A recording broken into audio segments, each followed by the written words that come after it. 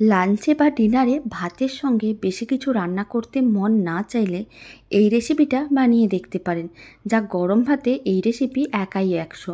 প্রথমে 3টে বড় সাইজের পেঁয়াজ নিয়েছিলাম, ঠিক এইভাবে লম্বা লম্বা করে কেটে নিয়েছিলাম।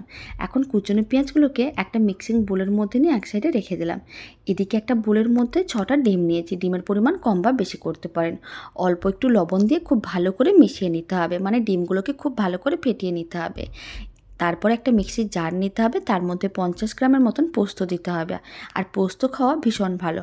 অল্প করে একটু জল দিয়ে খুব ভালো করে সমস্ত কিছু একসঙ্গে পেস্ট করে নিতে হবে। আপনারা দেখুন পোস্ত বাটা একেবারেই রেডি। এখন পোস্ত বাটা এক সাইডে রেখে দিলাম। কড়াইয়ের মধ্যে অল্প করে একটু সরষের তেল দিয়ে দিলাম। তেল খুব ভালো করে কড়ার চারিদিকে ছড়িয়ে নিতে হবে। যখনই তেল খুব ভালো করে ছড়ানো হয়ে যাবে তখন ডিমের মিশ্রণটা দিয়ে দিতে হবে। আর ডিমের মিশ্রণ দেওয়ার পরে এইভাবেই নাড়াচাড়া করতে হবে আর ডিমের ভুজিয়া রেডি করতে হবে।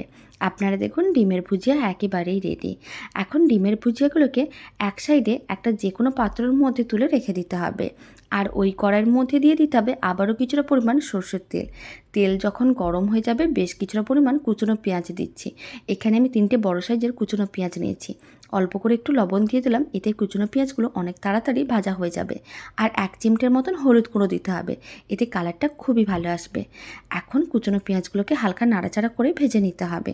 যখনই দেখবেন কুচনো পেঁয়াজগুলো বেশ নরম হয়ে গেছে আর হালকা করে ভাজা হয়ে গেছে, এক সাইডে অল্প করে একটু সরষের তেল দিলাম। এখন এর মধ্যে দিয়ে দিচ্ছি অল্প করে একটু কালো জিরে। কালো জিরে দেওয়ার কারণে স্বাদ ও গন্ধ দুটো খুবই ভালো আসে। আর আমি দিয়ে দিলাম কয়েকটা কাঁচা লঙ্কা। লঙ্কার পরিমাণ কম বেশি করতে পারেন। ঝাল যদি আপনাদের বেশি পছন্দ হয় অবশ্যই বেশি করে কাঁচা লঙ্কা দিতে পারেন। আর লঙ্কা দেওয়ার সময় একটু করে কেটে দেবেন, নাহলে কিন্তু গরম তেলে লঙ্কা দেওয়ার পরেই কিন্তু লঙ্কা ফাটা শুরু করে দেয়। কালো জিরে আর কাঁচা লঙ্কাগুলোকে হালকা করে ভেজে নেওয়ার পরে কুচনো পেঁয়াজের সঙ্গে ভালো করে মিশিয়ে নিতে হবে। তারপর ঠিক এইভাবে একটু নাড়াচাড়া করে নিতে হবে আর পেঁয়াজগুলোকে ভেজে নিতে হবে।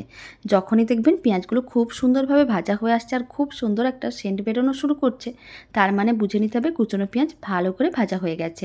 এবার পোস্ত বাটা দিয়ে দিলাম। পোস্ত বাটাও একসঙ্গে খুব ভালো করে মিশিয়ে নিতে হবে। খুব সুন্দর করে পোস্ত বাটাটাও 1-2 মিনিটের মতন নাড়াচাড়া করে নিতে হবে। এতে খেতে অনেক বেশি ভালো লাগবে। এখন ভেজে রাখা সমস্ত কুচনো ডিমগুলো দিয়ে দিলাম আর সমস্ত কিছু একসঙ্গে ভালো করে মিশিয়ে নিতে হবে। ডিমের ভুজিয়াগুলোকে খুব ভালো করে মিশিয়ে 3-4 মিনিটের মতো নাড়াচাড়া করে নিলে রেডি হয়ে যাবে দারুণ স্বাদের পেঁয়াজ ডিমের পোস্ত, যা খেতে ভীষণ ভালো হয়। গরম ভাতে এই রেসিপি থাকলে অন্য কিছুর প্রয়োজনও পড়বে না। বাড়িতে আপনারাও বানিয়ে দেখতে পারেন। এই রেসিপি আমাদের বাড়িতে একেবারে সুপারহিট রেসিপি। আপনাদের কেমন লাগলো কমেন্ট বক্সে জানাতে ভুলবেন না।